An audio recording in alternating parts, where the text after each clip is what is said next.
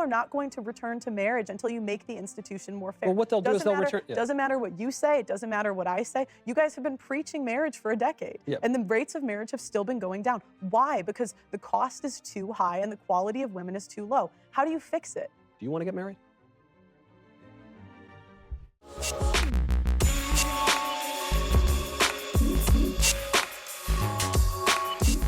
Hey guys, welcome back to Liminal Period. It's your girl, Chun-Li Shoddy. Over the past few days, we've been talking a lot about the declining rates of marriage, especially here in the Western world. And today I want to dive a little bit deeper and talk about the institution of marriage and see what Pearl has to say, as well as Michael Knowles. So let's get into it. It doesn't matter what you say. It doesn't matter what I say. You guys have been preaching marriage for a decade, and the rates of marriage have still been going down. Why? Because the cost is too high and the quality of women is too low. How do you fix it? Do you want to get married? I agree, the divorce courts are jilted toward women or whatever, but like the woman who goes to university, I'm sure you get these letters, I get them too. Woman who goes to a university is told, hook up with every guy you can, study some. She chooses to, not told. She's also told, and she chooses to. Yeah, she's also told by the culture. Because that's what she wants to do. But she's also told to do it by the culture. You can't downplay that. Right. You can be told to do so. I could be told to jump off a bridge. That doesn't. Right. I know, but you just said she's not told that, and I'm saying she very much is told. Well, I'm saying she doesn't have to listen. I think it takes accountability off of women when we're constantly saying that the world told you to, and that's why you did it. No. I agree that their wills have been malformed, and that our entire education system, broadly speaking, and now indulges the lower passions and denies the rational will and denies even the place of reason and truth in public life. But so she does that, and she makes bad choices, and she picks some dumb major, and she graduates, and she's told, don't get married. You got to go move to the city, and you got to sleep with 1,000 men, and you got to get a job working as a middle manager at a widget factory. And you're going to do that, and you're going to totally bypass your childbearing years, sleeping around and going out for brunch, and working for Mr. McGillicuddy at the widget factory. She chooses to do that. She's choosing it, and she's making a poor choice, and she's being encouraged to do it by a fallen culture. And then she's going to wake up one day, and she's going to be about 34, and she's going to regret all of these decisions, and she's going to cry into TikTok. That's what's going to happen. That is a consequence. Living with the consequences of being used by men, of not being able to have a harder time getting married, not having kids, and why is it that? What? That's a consequence. I'm sorry. I've been cutting you off a couple times. Okay. I do All apologize. Right. I've got thick skin. I do. I don't mean to cut you off. It's okay. But okay, so I want to jump in real quick, because what Michael Knowles is describing is the result of the feminist movement, or the feminist mindset that has taken over Western world. The feminist movement sold all young women a complete lie. The idea that you'll have a fulfilled life by chasing a career and traveling the world and having a consumer mindset and buying all of the things that your heart desires, that is the lie that feminism has told women. And we realize that all of those things are null and void if we don't have a family, if we're not fulfilling our virtue of becoming a mother. The feminist ideologies and mindset has seeped into the culture. It's seeped into our music, the lies that have been told to us by pop culture, by social media, by Sheryl Sandberg, by authors and female activists. These are all lies that they're telling you, that you can have a fulfilled life without a man. Women are no longer encouraged to settle down and have families. They're no longer encouraged to have a low body count. There are women volunteering to go into the sex work industry, whereas in the past, that was a means of survival. There are women nowadays that are proud to take that shortcut and risk their integrity, risk their dignity, risk their value to a man. So again, this lifestyle and these choices are co-signed by society. These women are making money hand over fist. When you go on Instagram, the girls that are showing the most skin, the most scandalous pictures, are going to be the ones with the most likes.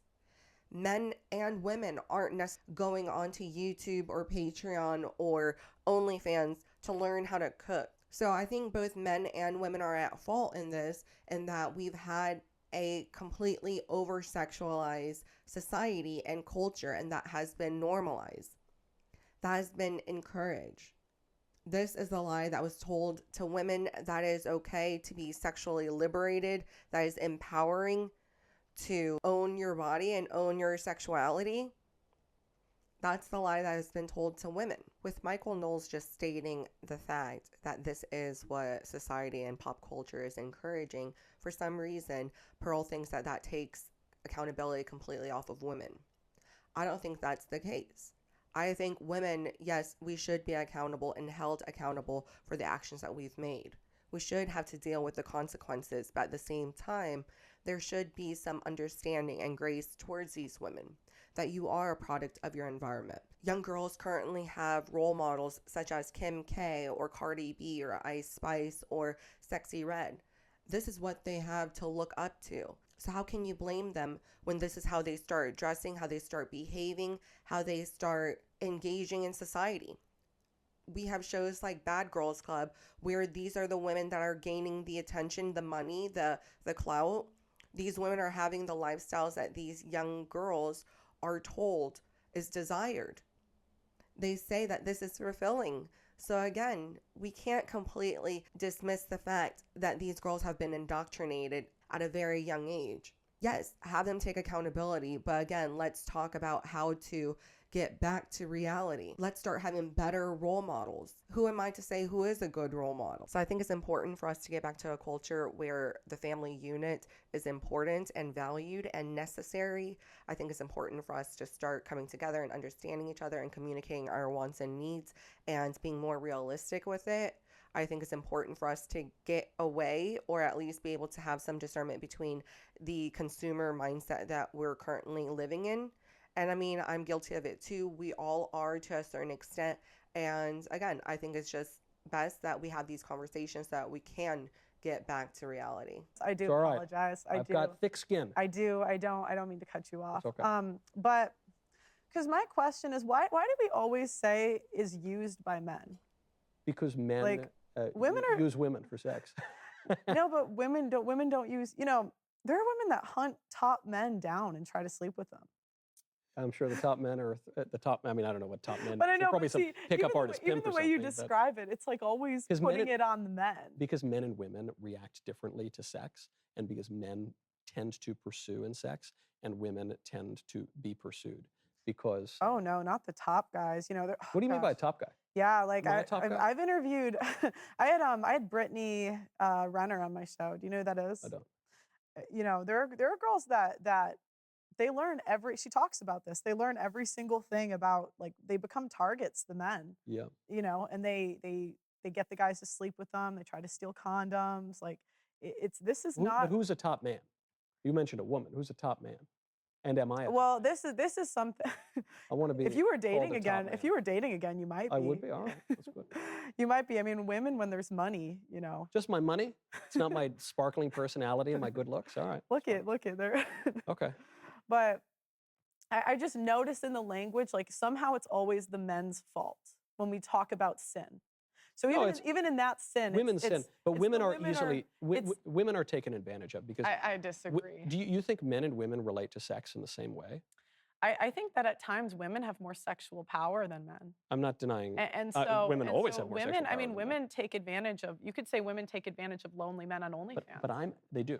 What I'm Yeah. asking is, do you think that men and women relate to sex in the same way? No.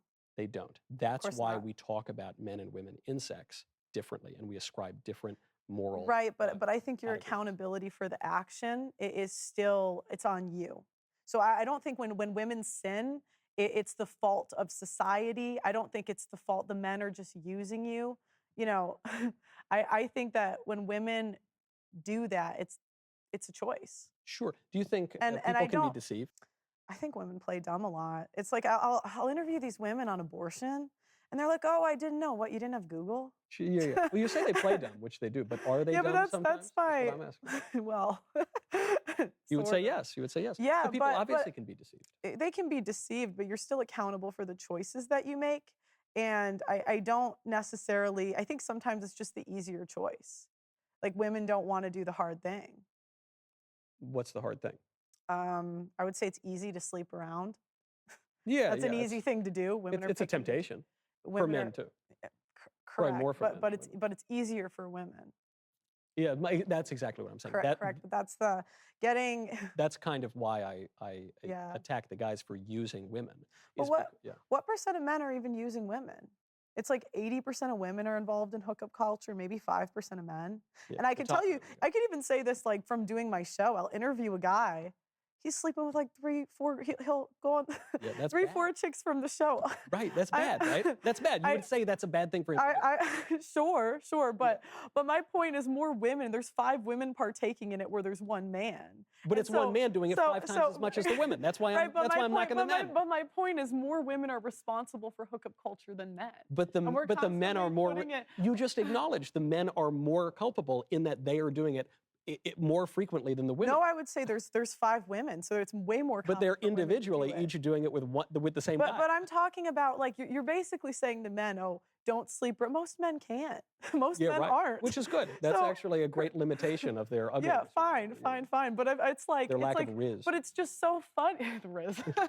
But it's funny because it's like the hookup culture. Women are more responsible for hookup culture than men. And if there's 10 women, if there's 10 women that partake in it, there's less men that can't. No, women are more responsible for hookup culture than men because they allow men to sleep with them.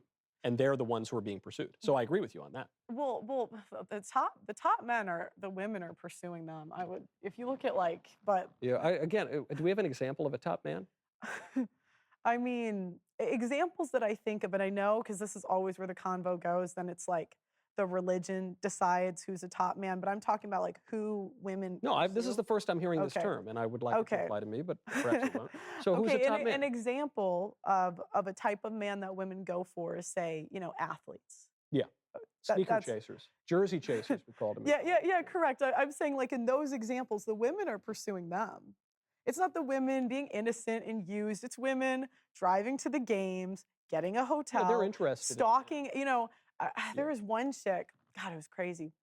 She tells me that God, this is just such a crazy story. They literally like figure out where there's like a, what do you call it? A hangout, I guess, after games where the athletes all go and the wives aren't there. And there are women that go there and try to get men to cheat on their wives. Groupies. They're like groupies. Yeah. Yeah, but my point is there are far more women responsible for hookup culture than men. But yet, when I go on podcasts, we always somehow bring the conversation back to the men, even though far more women are engaging in it. This is, I guess, and we can't even definitively say don't date a woman that did sex work. I find this kind of utilitarian view of responsibility actually kind of delightful when you say, look, there's 5 women who are doing it. Though I think it does cut the other way because each of these total Sigma Chad dudes are sleeping with like 5 women each. So I think either way it kind of cuts. But that's not really my question at all. My question is, don't men have a moral responsibility to act in a certain way? Men cannot lead women that don't want to be led. Yes. Hold on. Yes. Wait. I'm gonna finish. Okay. Let me finish, Michael. Okay. I was trying to lead you. Sorry. No. I do think men have a moral responsibility to act in a certain way. Yes. Great. Yeah. Well, there you have it. But I don't think men have to get married if there are not enough wives to go around. But it's like it doesn't. If there are not enough women who you say are marriageable. You know what's so crazy? What? Under the age of 35. Yeah. Now the problem is with a lot of these. I know we're gonna go back. Statistics are all fake, but I'm happy to hear them. Well, I'd believe it too, just from interviewing 1,000 women. Sure. 5 to 15% of women under 35 are on full OnlyFans, cam, or some sort of sex work. According, there's a guy who does research for me. He's really Dr. David Baker. He's like a published author, really smart guy. That seems high to me. That's what I thought too. I swear to God, that's what I thought. Until I interviewed 1,000 women. I can't even count how many sex workers I've met. But don't you think the kind of women? No. You don't think the kind of women who go on like no, not at all. Relationship podcasts are kind of self-selecting? No. Don't you think the trad women just don't go on camera? That's been my experience. No. No, I think that. No, I think trad I would say when you do but when you interview 1,000 women, you just start to see patterns. I've had Christian women on. I've had women from Eastern Europe. I've had women. We don't select. Eastern Europe is like the hotbed of pornography in the world, isn't it? Well, I mean, I could say Japan. I could keep going. I'm in London, so it's pretty international. I guess my only point is And women who go on shows to be interviewed tend to be a little less trad than the women who stay home and bake bread. you know a lot of women under the age of 30 that Yeah, are staying home and baking I bread. do. I think that it's, again, as I've said, you guys are a bit out of touch to what the average man is experiencing dating in this country. Or are we just in touch with a different group of people, I guess is my point. You're Well, right. When one surrounds oneself mhm, with people who are divorced or with people who are on OnlyFans or whatever, then it kind of right. skews where you would find the median or the average. But But if you spend your time in like the middle of America with like in nice well, you parishes just and things, contradicted yourself because earlier you said that you had close friends that were divorced. I do. So even But it's not the even average. even in your circles, you still Well, I'm from New York and I lived in LA, so I wasn't always living in the right. middle But of that's why America. sometimes I'm like, do you not see reality? Like, do you guys not see what's going on out here? Yeah, Like in I agree religious that. attendance in the younger generation, it's going down slower than ever. Yeah, sure. Though again, you kind of got to get a little bit more specific about it because the people, first of all, there is a movement of young people going back to churches, and they're going back to the more orthodox ones. They're Mm, not going to the hippy dippy good. egalitarian feminist Yeah, ones. yeah. So again, this is why I find the statistical arguments to be kind of fruitless. Which is okay, when we say something is natural, Hmm. we mean it in two ways, right? Hmm. We mean it in it deriving from the principles of nature, like a tree sprouts from the ground, and we mean it in a way that involves free will. Like you can make a natural choice or an unnatural choice. Hmm. And so I guess what I'm suggesting is we live at a time that is exalting really unnatural and disordered behaviors. So the problem is a lot of women in the Western world define men as walking ATMs. So the value that you bring is going to literally be the net worth and value that you bring to them. Western women have an independent mindset as well as somewhat of a selfish mindset because that is the world that we were raised in. We were raised to be selfish. Okay, we were raised to think that we don't need a man, that we are independent, that if you can't improve my life, then what's the point of marrying you? What's the point of living within the strict constraints of a marriage? What is the point in settling down? So women nowadays, if you cannot offer them financial status or a better living than what they can provide for themselves, then they have no use for a lot of men. So average men are the ones that are not getting laid, are the ones that are not finding relationships. And they're not finding relationships with just plain Janes, with average women, because these women overvalue themselves. So I want to share an article I found that is talking about the declining marriage rates in Vietnam as well. I want to share this article because it's a country in Southeast Asia and I'm also of Vietnamese descent. I think it's very interesting to see that Vietnam has one of the lowest divorce rates as well as a pretty decent marriage rates. However, we're seeing as the country become more developed and the Western mindset settles in, we're starting to see it deviate away from the traditional roles. We're starting to see a decline in marriage. So currently, Vietnam is incentivizing couples to get married before the age of 30 by giving them tax breaks, by giving them incentives such as access to public care or public school systems if they were starting to have children at an earlier age. And for those couples that are not getting married and not having children before the age of 30, they're now having to pay towards the economy. They're going to have to pay higher taxes. I find it very interesting in some of the interviews that they had with modern women in Vietnam. Even though they do not subscribe or personally believe that they should settle down, they want to pursue their career. But on the same token, they also understand that they have a role and responsibility within society, and that is to build the community. And you do that by having children that are good citizens. You have contributing members of society. So they need to do their part. So yeah, I want to share this article. So you can find this article on the Global Observer. My people. So as I mentioned, the modern woman in the story is Tam Phan. She is 26 and she has a master's degree in English. And when she returned back to Vietnam, she returned back to Ho Chi Minh City and she wanted to pursue a PhD program. However, family and friends encouraged her and the Vietnamese government also encouraged her to settle down.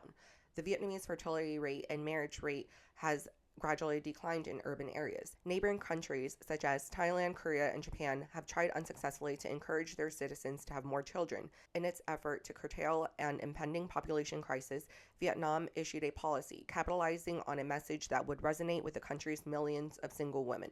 Get married before you turn 30. While such policy might be controversial in the West, it is not controversial amongst Vietnamese women as one might think.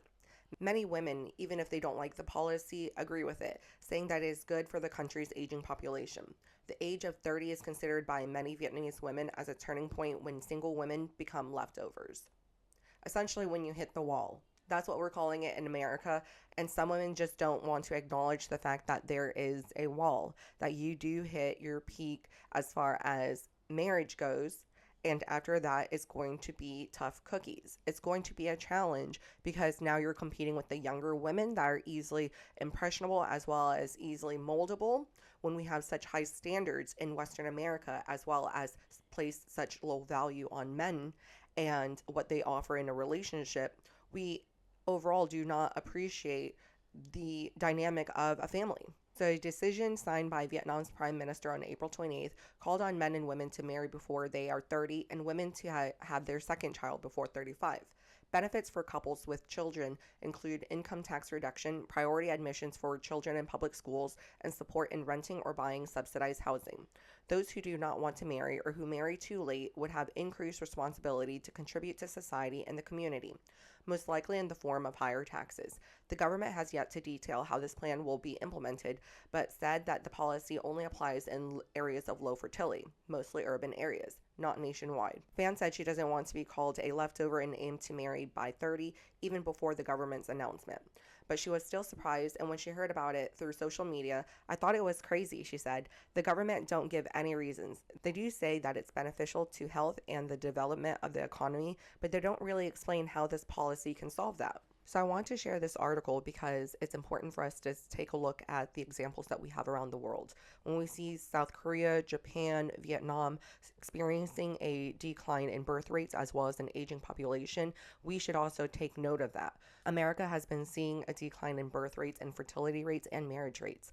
I did a video last week to start that conversation on the declining birth rates in America and what we can do to take the first steps in the right direction. As we see women become more modern and more Western in their thinking, we're seeing a decline in marriage and birth rates, and that does impact the economy. A country cannot grow if it has a declining workforce. We are going to need people to continue to maintain the country, to continue to drive innovation, and to further strengthen America and its footing in the world. So I think that's why it's really important for us to have these conversations. I've blabbered on enough. I thank you so much for joining me today, and I'll see you guys again next time. Bye.